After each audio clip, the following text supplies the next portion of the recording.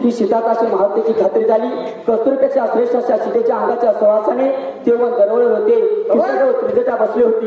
पुण्य शिल्पतवरतीच्या सहवासांची सभा बदलून सत्वस्थ बनली होती आणि सीतेचे संरक्षण करत होती.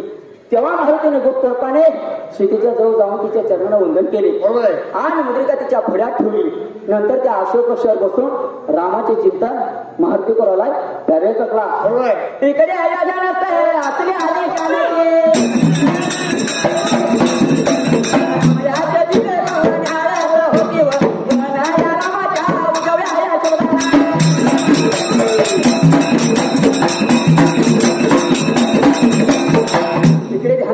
जनते अंत दृष्टीने रामाचे दिवे न्हाळत होती.